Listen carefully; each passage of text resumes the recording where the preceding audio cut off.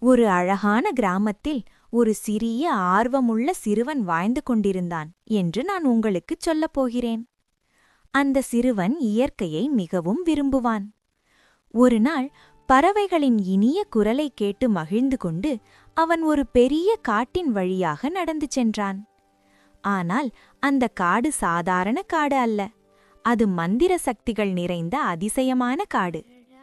அந்த காடின் உள்ளே சென்றபோது மரங்கள் மெதுவாக காற்றில் ஆடிக்கொண்டிருந்தன. வண்ணமயமான பறவைகள் மேலே பறந்து கொண்டிருந்தன. பூக்கள் கூட ஒளி வீசுவது போல பிரகாசித்தன. அந்த அழகை பார்த்து கொண்டே சிறுவன் இன்னும் இன்னும் உள்ளே சென்றான். சில நேரம் கழித்து அவன் வீட்டிற்கு திரும்பும் வழியை மறந்துவிட்டான். அப்போது நான் அந்த காட்டின் அமைதியை நினைத்துப் பார்க்கிறேன். ஆனால் அந்த காடு பயமூட்டும் இடமல்ல, அது நல்ல மனம் கொண்ட உயிர்களால் நிரம்பிய மந்திரக்காடு. சிறுவன் தனியாக இருந்தாலும் காடு அவனை கவனித்துக் கொண்டது போல இருந்தது. சிறிது நேரத்தில் ஒரு மெதுவான ஒளி அருகில் தெரிந்தது. அந்த ஒளியுடன் ஒரு நல்ல மனம் கொண்ட மந்திர ஆமை மெதுவாக நடந்து கொண்டிருந்தது. அந்த ஆமை மிகவும் அமைதியாகவும் புத்திசாலியாகவும் இருந்தது.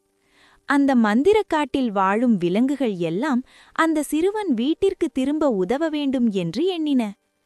காட்டின் வழிகளில் மெதுவாக நடந்து கொண்டே சிறுவன் பயப்படாமல் தைரியமாக முன்னே சென்றான் என்று நான் உங்களுக்குச் சொல்கிறேன். அவன் மனதில் நல்ல எண்ணம் இருந்தது. அவன் எவருக்கும் தீங்கு செய்யாத நல்ல குழந்தை.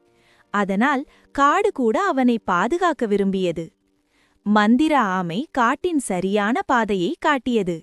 மெதுவாக அந்த பாதை சிறுவனை காட்டின் வெளியே கொண்டு வந்தது.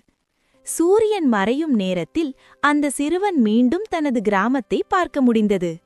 அவன் வீட்டிற்கு திரும்பி மகிழ்ச்சியுடன் இருந்தான். Thanks for watching. Subscribe me.